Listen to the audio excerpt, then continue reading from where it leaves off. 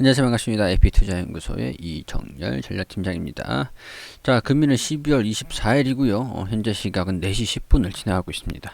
자, 지금 보실 종목은 두산 퓨어셀이라는 기업이고요. 코드번호 336260입니다.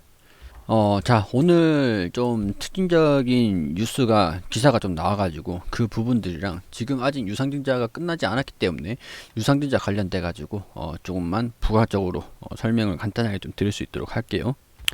제가 12월 3일에 이 관련돼 가지고 전체적으로 브리핑을 드렸기 때문에 이 영상 12월 3일 영상이에요.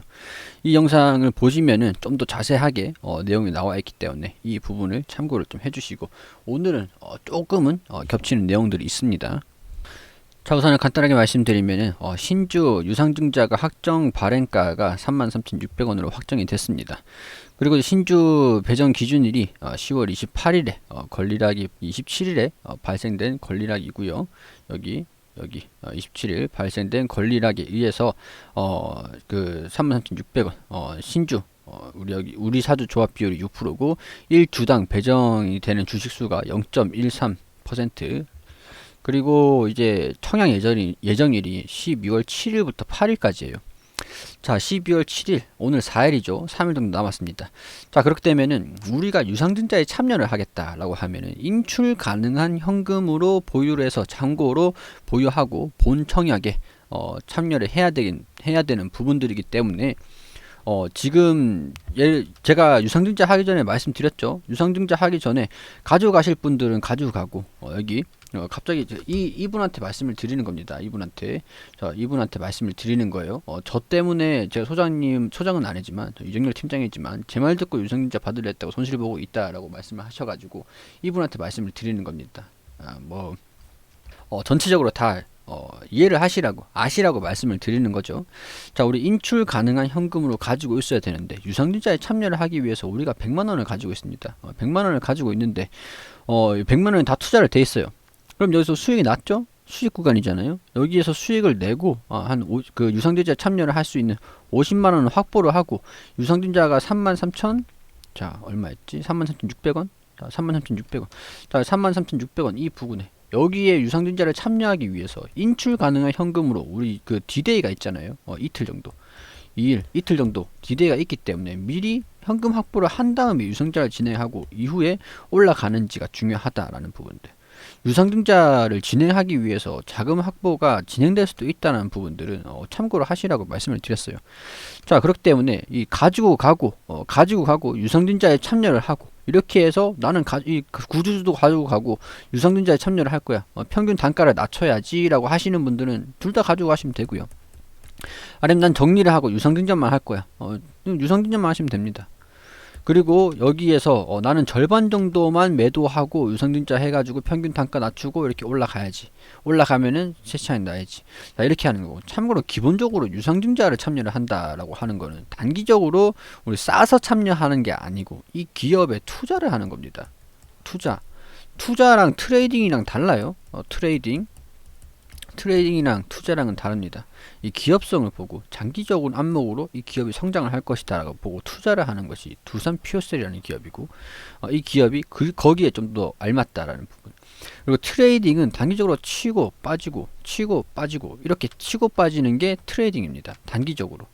자, 하루에서도 여기 오늘 일봉 치고 빠지고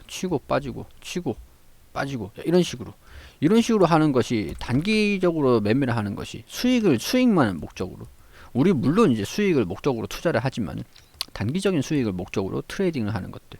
자, 이 기업은 트레이딩 기업은 아니에요. 더군다나 유상증자를 트레이더 단기로 보고 진입을 한다는 건 말이 안 되죠, 솔직히. 자, 일단은 이렇게 유상증자를 진행하기 위해서 차익 실현 흐름들을 좀 나아줄 수 있다는 부분. 근데 지금 이렇게 지지구간을 좀 버티고 있는 모습들을 좀 보여주고 있죠, 여기. 그렇기 때문에 여기 추가적인 하락은 나올 수 있다고 봅니다. 일단 기본적으로 나올 수도 있고 반등이 이어서 바로 나올 수도 있어요. 문제는 왜 그러냐? 유상증자를 진행하기 위해서 이제 6일 우리 유상증자 기간이 7일 8일이잖아요.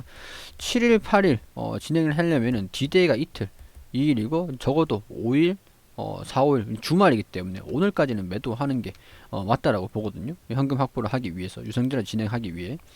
자, 이런 부분에서 반등이 오늘 이제 현금 확보가 됐으니까 다시 매수 심리가 진행이 되면서 올라갈 수 있다라고 볼 수도 있는 거고요. 볼 수도 있는 거고, 유상증자. 자, 이게 납입일이 12월 15일이고요. 배당 기산, 여기 상장 예정일이 12월 29일입니다.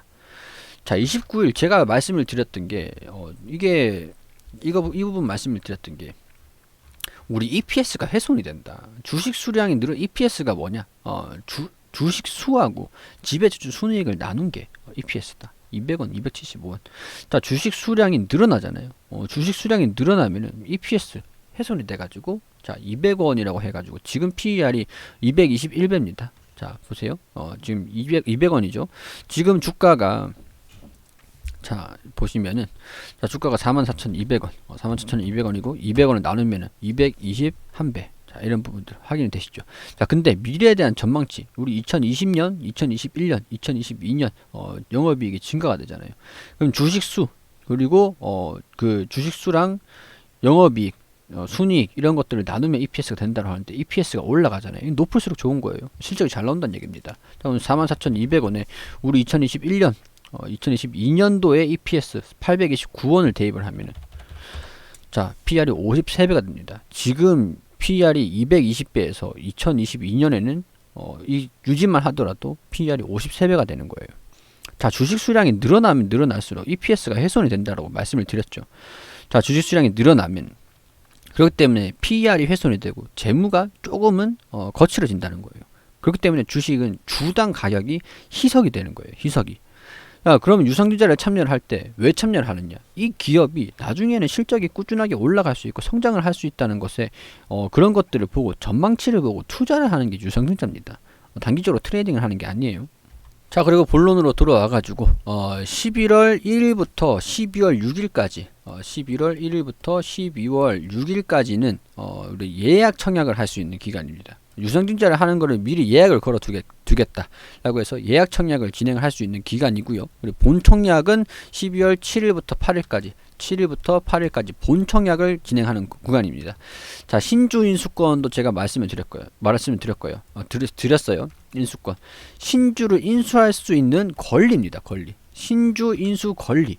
권리인데 이 권리를 포함해서 초과로 20%를 더 추가적으로 할 수 있다라고 얘기를 말씀드렸는데, 만약에 초과로 8주를 플러스 해가지고 좀 신청을 했는데 5주밖에 안 됐어. 그럼 3주에 대한 부분들은 환불을 해줍니다.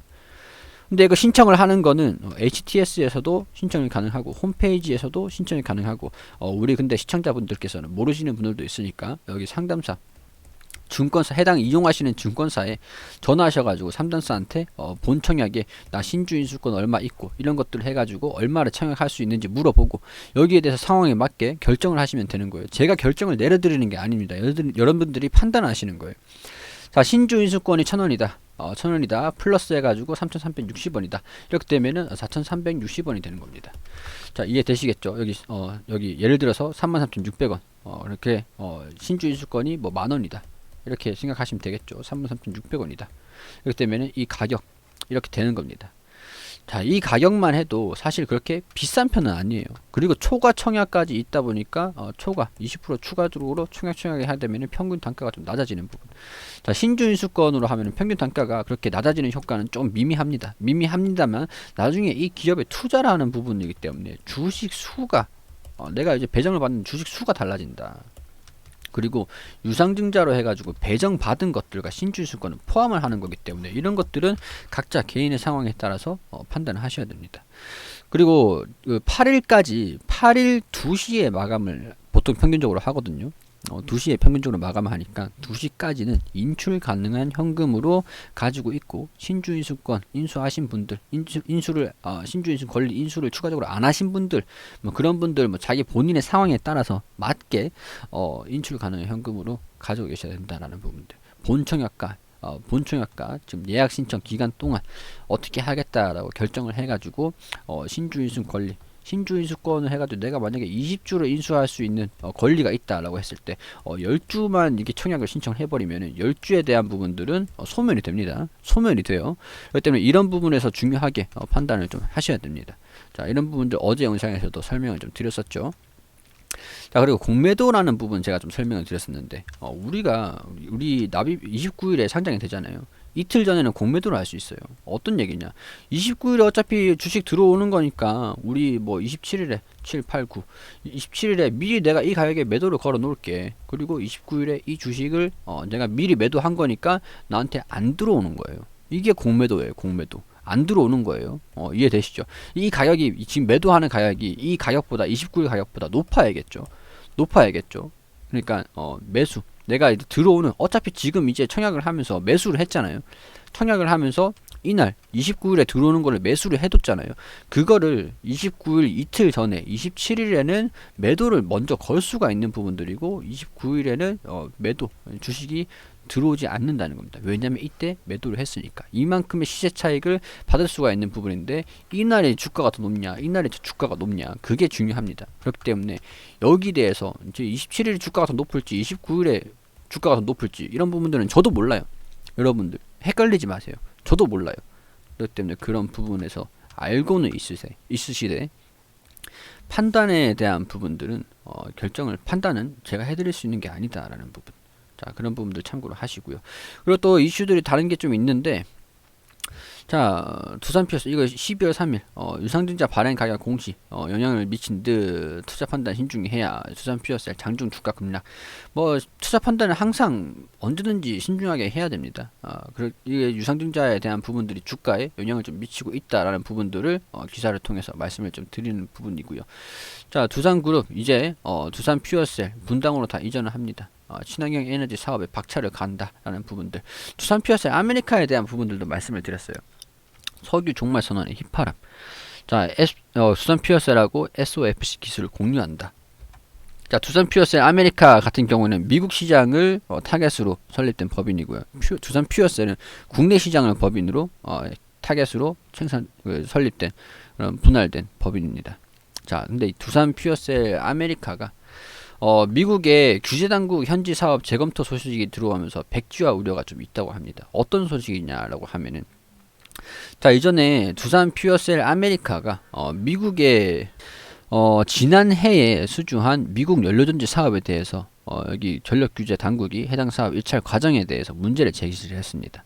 자, 그러니까 에버소스 에너지가 발주한 신재생 에너지 사업 입찰에 대해서 두산 퓨어셀이 참여를 해가지고 볼륨 에너지가 4메가와트, 퓨어셀 에너지가 8메가와트를 수주를 했는데 현재 이들 해당 사업 관련 채용을 진행하며 사업을 추진 중에 있습니다. 지금 여기 코네티컷주의 연료전지와 태양광 발전소 등을 총 25메가와트를 용량을 신재생 에너지로 설치하는 프로젝트에 입찰을 했는데 향후 6년 동안 거기서 이제 퓨어셀 에너지가 미국 퓨어셀 에너지 8메가와트, 블룸 에너지 4메가와트 이렇게 맡았었거든요. 여기서 이 PURA 이 기구가 있나봐요. 여기 뭐 보니까 여기 공공전력규제위원회라고 하는데 이 여기에서 전력규제위원회에서 입찰 과정 지침을 따르지 않았다라고 경고하면서 시정 명령을 하면서도 시정되지 않자 신재생에너지 산업에 대해서 전면적으로 검토를 다시 해라라고 하면서 사업의 백지화 위기에 처한 두산 퓨어셀은 반대 의사를 규제 당국에 전달하며 에버소스 에너지와 협력해서 대응하고 있다라고 합니다. 뭐 아직까지 그냥 이거는 뭐 불협화음 그냥 단순히 두산 퓨어셀 아메리카가 조금 뭐랄 그럴까 아직까지 이게 뭐 시장에 반영되는 부분들은 아니기 때문에 그렇게 뭐 큰 그런 영향이 좀 있을 것 같지는 않습니다. 미국 사업을 진행을 하는 부분들에서 기대를 좀 하고 있는 부분이었는데 일단 백지화가 될 수도 있다라고 하는 그런 우려감이라고 하고 아직까지는 확실하게 결정이 된 것은 아닐 뿐입니다. 자, 낙찰 회사는 어떤 영향을 미칠지 관심이 없어 보인다. 실격 업체에 많은 신경을 기울일 뿐. 자, 뭐 사실 실격 업체가 좀 신경을 쓰다 보니까 낙찰 회사에 어떤 영향을 미칠지, 두산 퓨어셀이 어떤 피해를 받을지 그런 것들은 신경을 쓰지 않는다라는 얘기를 한 거죠. 뭐 이런 부분들은 그냥 알고 계시면 좋을 것 같다라는 생각이 좀 듭니다. 두산 퓨어셀과 두산 퓨어셀 아메리카 부분에서 협력하고 있는 부분들도 좀 있고, 미국 시장에서 직접적으로 연관을 미칠 수 있는 부분이 퓨어셀 아메리카다 보니까 이렇게 영향을 좀 미치고 있는데, 사실 주가에는 크게 반영이 안 되고 있는 부분인 것 같아요. 별로 크게 관심은 없는 상황인 것 같아요. 그렇지만 알고는 있자라는 부분들. 자, 두산 퓨어셀 같은 경우에는 지금 유상증자가 진행이 되고 있으면서 지지 구간을 좀 버티고 있는 모습을 보여주고 있습니다. 하단 부분 여기 위치가 120일 이동평균선인데, 여기 위치가 여기에서도 좀 주가가 이탈을 할지라는 부분들은 좀 미지수입니다. 미지수. 여기에서 좀 지지를 받아가지고 반등이 나올지, 아니면은 나중에 뭐 12월 29일에 주식수가 풀리면서 조정을 좀 받을지. 자, 일단은 가격이 그렇게 뭐 적당해요. 가격이 나쁘진 않습니다. 이 가격이 나쁘진 않아요. 그래서 뭐 주가가 살짝 조정받고 올라간다라고 해도 뭐 이상할 건 없고, 바로 올라간다 해도 이상할 건 없습니다. 그렇기 때문에 중요한 거는 유상증자 물량이 풀리는 29일 이후의 성장성, 이런 것들을 투자 개념으로 그렇게 보시면서 유상증자 이후에 주가가 올라가는지, 얼마의 위치에 있는지, 그런 것들. 유상증자를 하면 또 이제 주식 가격이 희석이 될 수밖에 없잖아요. 평균 단가가 많이 낮춰지고. 그러니까 이때 대응을 하셔가지고 충분히 주가 움직임을 좀 기대를 해보자라는 부분들. 유상증자 한 이후에도 주가가 올라갈지 떨어질지, 그런 부분들은 상대적으로 지금은 알기는 좀 힘든 부분입니다. 단순히 우리가 믿을 부분들은 유상증자를 한 다음에 이 기업이 성장성이 좋다고 하니까 신재생 에너지, 그리고 전망들, 그린 뉴딜, 미국 시장과 국내 시장, 이런 부분에서 매출액이 증가가 된 추정치, 전망치가 있는 부분들이고, 이 기업이 성장을 한다라고 하니까 그걸 보고 주가가 올라갈지 떨어질지, 그런 것들을 예측을 해가지고 유상증자를 진행을 하는 겁니다. 자, 그런 부분에서 오해가 없으시길 바라고요. 제가 브리핑 드린 부분에서 도움이 좀 되셨다면은 좋아요 한 번씩만 좀 부탁드릴 수 있도록 하겠습니다. 자, 이번 주도 이렇게 좀 마무리가 되는데, 이번 주도 굉장히 고생 많으셨고요. 즐거운 주말 보내시기를 바라겠습니다. 자, 그리고 소장님께서 매일매일 무료로 종목을 좀 리딩을 해드리고 추천을 좀 해드리고 계세요. 검색창에 AP투자연구소라고 검색을 하셔가지고 여기 상단 부분에 홈페이지 들어오시게 되시면 라이브라고 깜빡깜빡 거리시는데 밑에 2020년 무료 추천 종목이라고 있습니다. 자, 여기 하단 부분 쭉 내려보시면은 여기 저희가 매일매일 소장님께서 종목을 무료 추천 종목을 드리고 있는 게시판들이 좀 확인이 되시거든요. 3전 3승, 3전 3승, 뭐 3승, 3승, 한 종목 상한가, 이런 식으로 내역들도 다 이렇게 공개를 좀 해드리고 있습니다. 자, 11월 27일에 1패가 좀 나왔는데, 금요일 무료 추천 종목들 현황을 한번 볼게요. 자, 우리 장전에는 보통 뉴욕 증시가 어떻게 움직였는지 좀 안내를 좀 드리고, 자, 공개 추천한 장원테크, 이런 식으로 좀 뭐 장전에 좀 간단하게 어떤 아셔야 되는 부분들 간단하게 좀 브리핑을 드립니다. 그리고 9시가 되면은 종목 추천을 들어가는데, 9시 1분 AFW 현재가 13,900원 기준 매수가 알려드리고, 1차 목표가 14,300원, 손절가 13,000원으로 대응하시라고 좀 알려드렸고, 9시 2분에는 한국테크놀로지 그룹이 현재가 16,900원 기준가 매수, 그리고 1차 목표가 17,400원, 손절가 16,000원으로 대응하시라고 두 종목 추천드리고, 자, 엊그저께 추천드린 장원테크 2차 매수가 2,120원이기 때문에 2,120원이 오면 2차 매수 들어가시라고 말씀을 좀 드렸습니다. 자, AFW가 9시 3분에 최고가 14,500원으로 1차 목표가를 달성을 했다.